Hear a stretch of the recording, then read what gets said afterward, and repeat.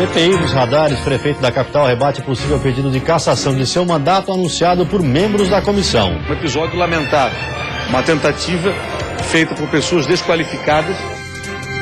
Protesto na capital, profissionais da saúde fizeram manifestação contra o corte da vigilância nas unidades. Já teve situações bem graves e o vigia é o mínimo que a gente pode ter, alguém que a gente pode pedir ajuda.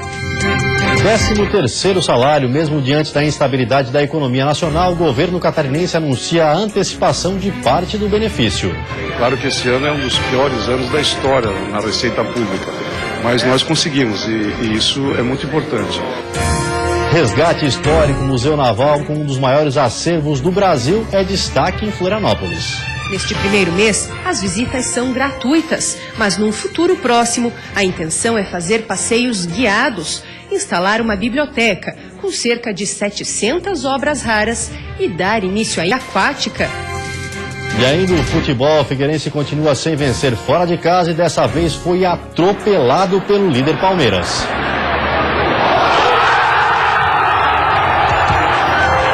A Band Cidade desta sexta-feira já está no ar.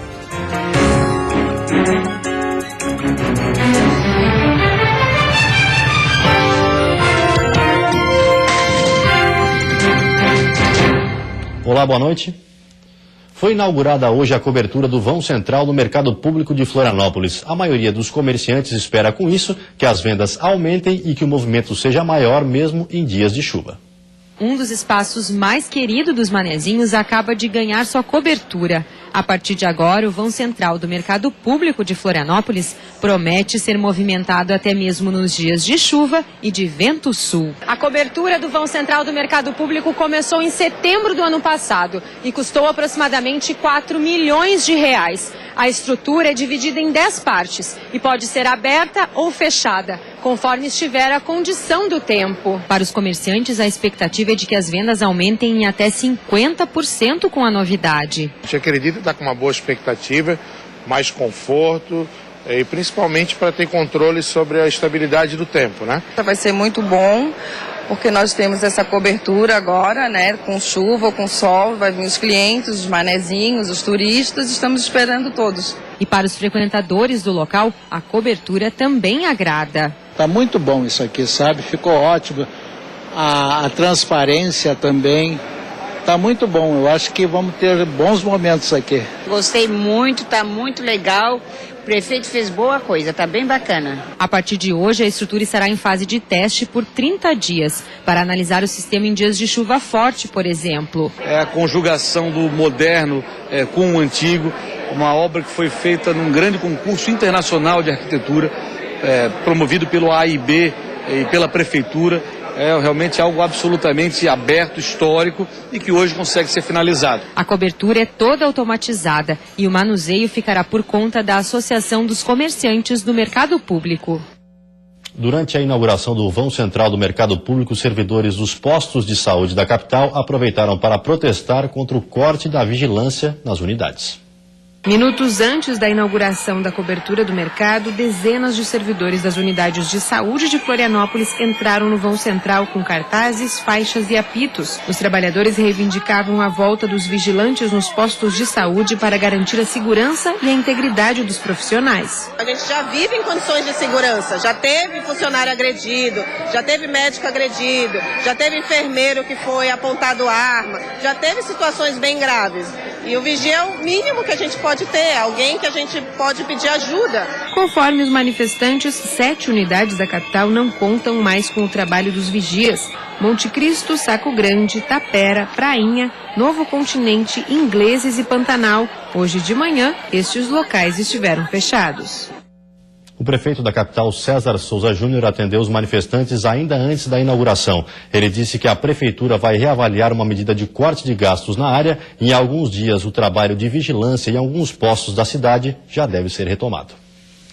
Por determinação da Justiça, foram destruídos hoje em Lages peças de sons automotivos. Os materiais foram apreendidos depois de denúncias de perturbação de sossego. O crime é um dos mais comuns na cidade serrana. Os sons automotivos que divertem muita gente também incomodam. E olha que não é difícil encontrar alguém que já tenha passado por essa situação.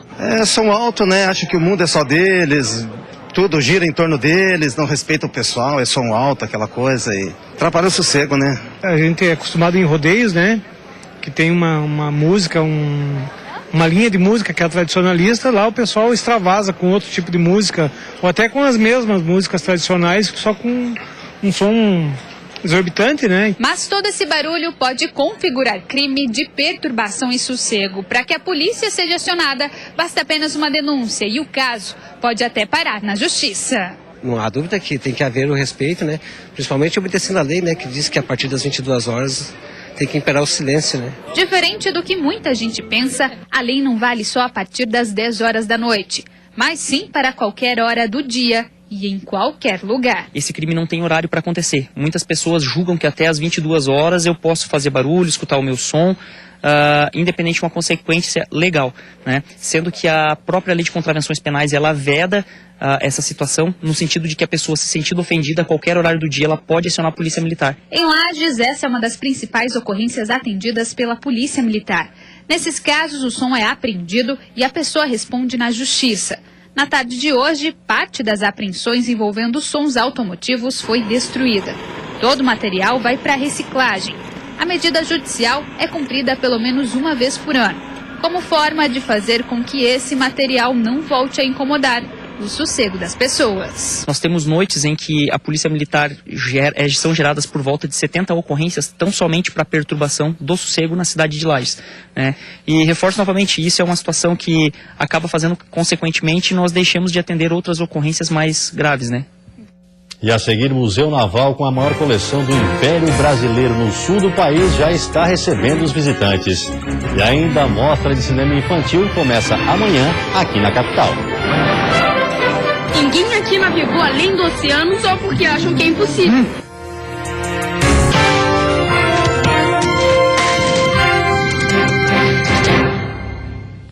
Começa amanhã em Florianópolis a 15ª edição da Mostra de Cinema Infantil. Até o dia 10 de julho, o Teatro Governador Pedro Ivo, na capital, será palco mais uma vez da maior mostra competitiva de curtas voltados para o público infantil do país. A organização calcula que cerca de 30 mil crianças vão curtir as exibições de filmes e animações gratuitamente. É uma mostra que há 15 anos eu acho que ela traz o foco da infância.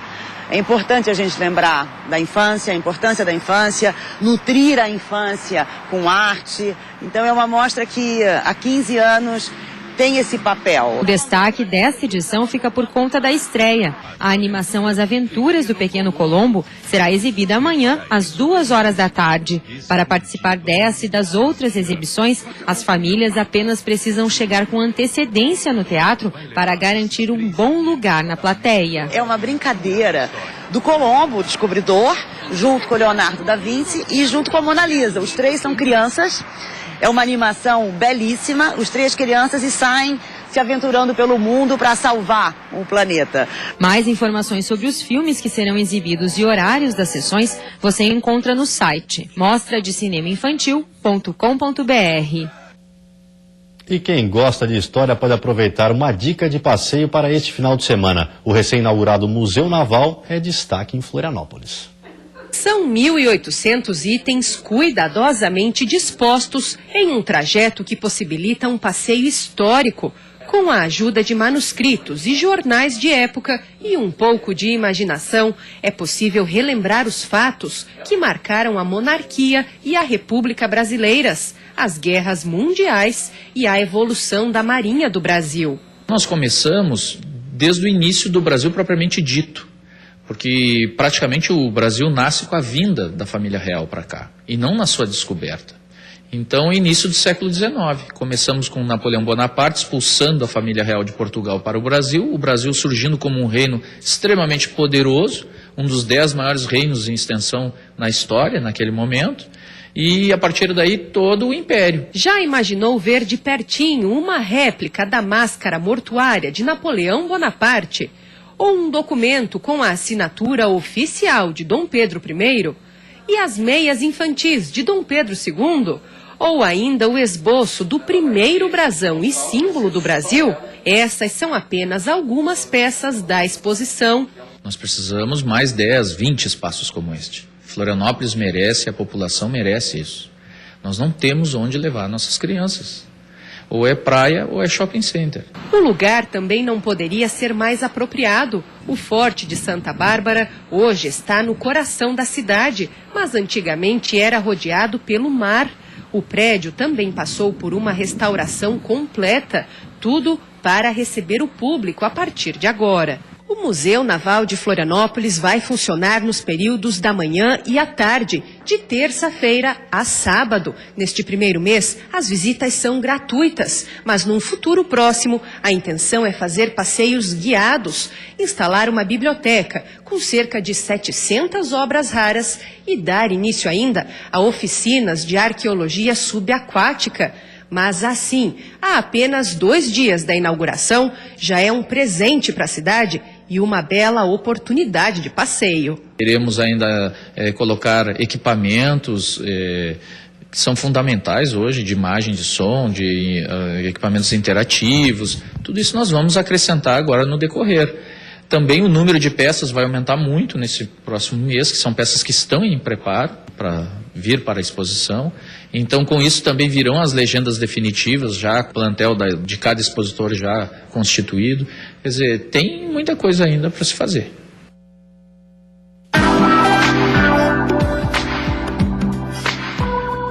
O fim de semana deve ser de muitas nuvens em Santa Catarina. No decorrer do dia, o sol aparece e predomina na maioria das cidades. O tempo se mantém seco e sem previsão de chuva. Na Serra e Planalto Norte, mínima de 9 graus. No oeste, Vale do Itajaí, mínima de 13 e máxima de 23 e 24. No litoral norte, Grande Florianópolis e Sul, mínima de 15 e máxima entre 22 e 24 graus. No domingo, a condição é parecida, tempo seco com muitas nuvens e aberturas de sol em todas as regiões do estado. E depois do intervalo, as notícias do futebol. O Figueirense continua sem vencer fora de casa e dessa vez foi goleado pelo líder Palmeiras. E ainda pela Série D, o Criciúma entra em campo hoje à noite, podendo retornar ao G4.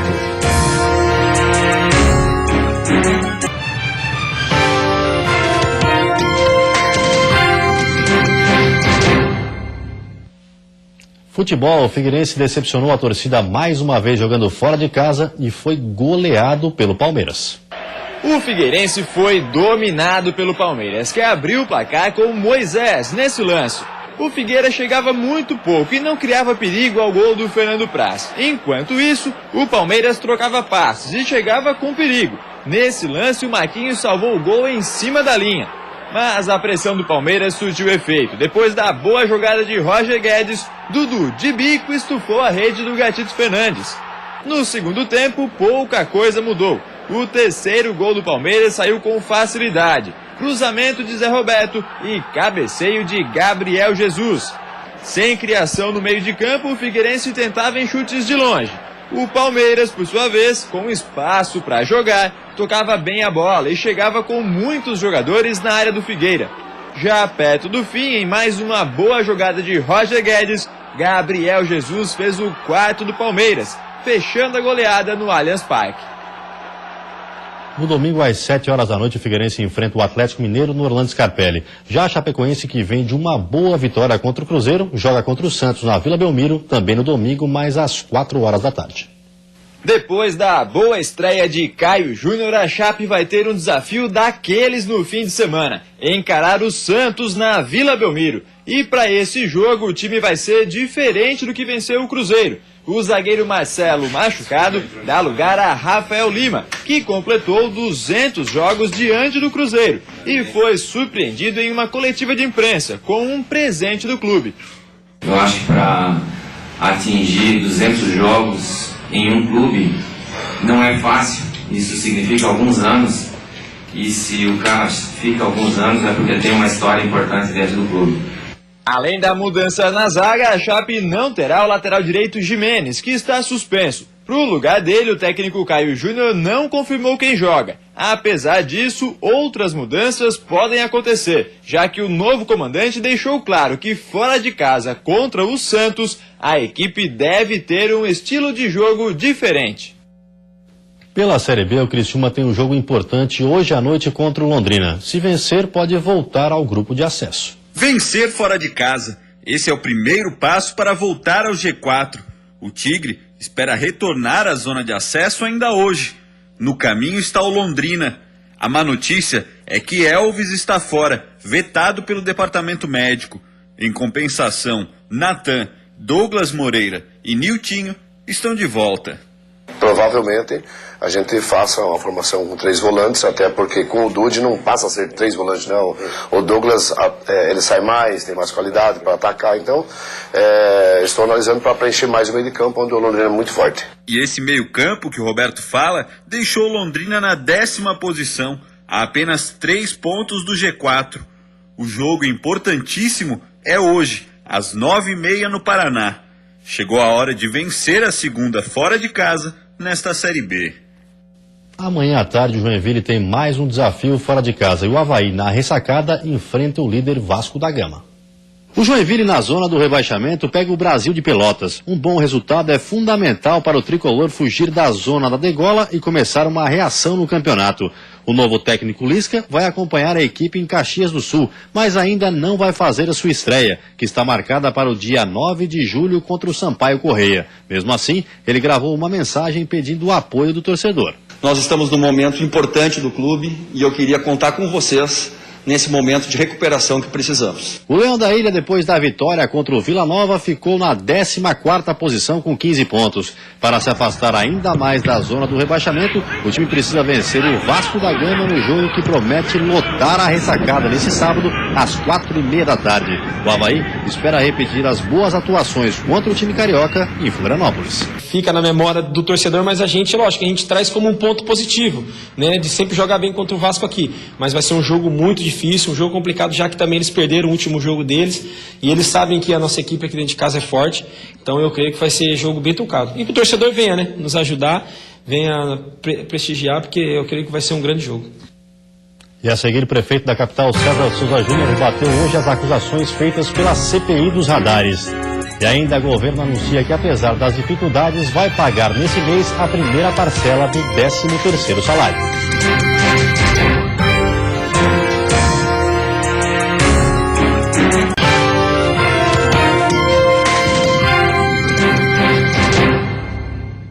Na manhã de hoje, o prefeito da capital, César Souza Júnior, rebateu as acusações feitas pela CPI dos radares da Câmara de Vereadores. Ele disse que o relatório final não é verdadeiro.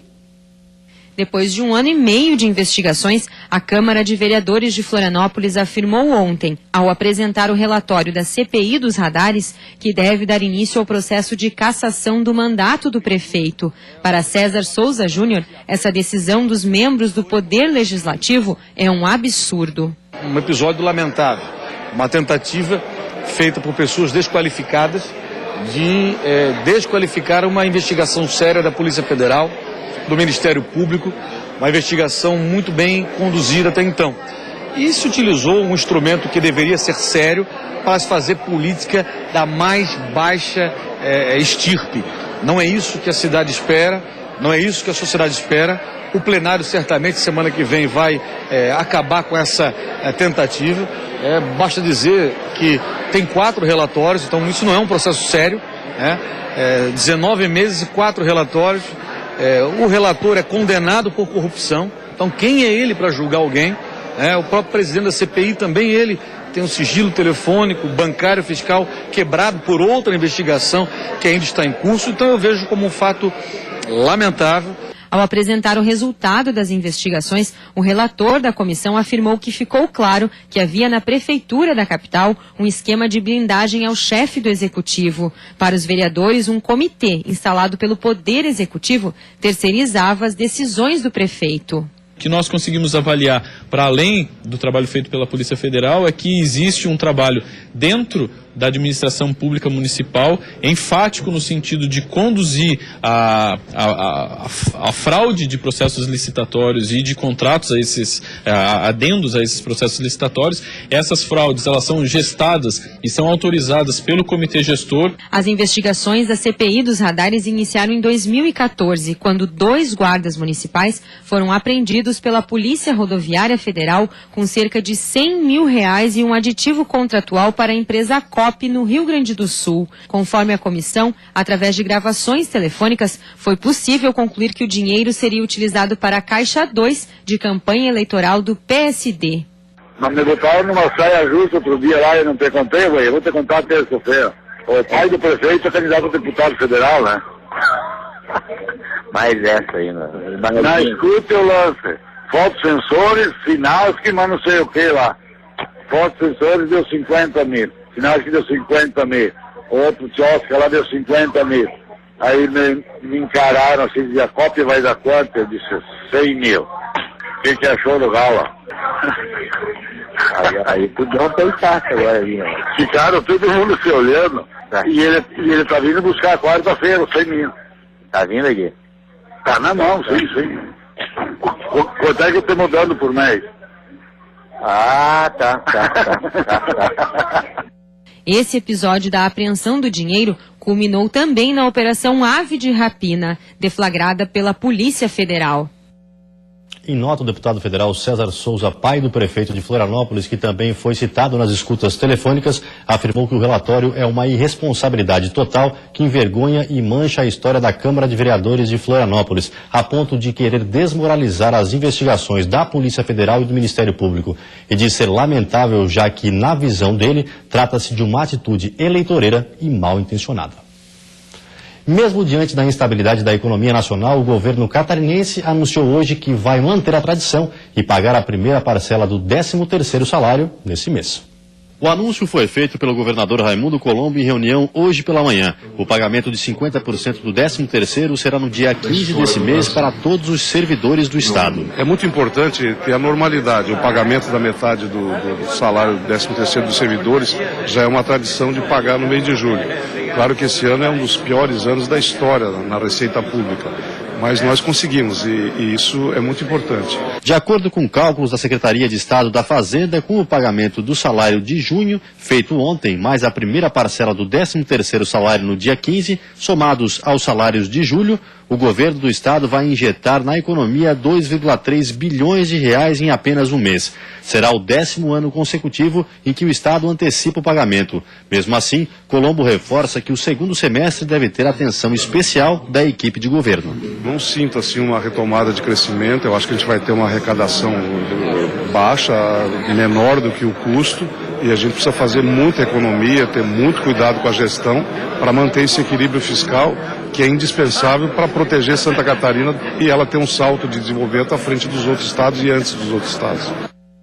E você fica agora com o Jornal da Band. Um ótimo final de semana a todos e até segunda.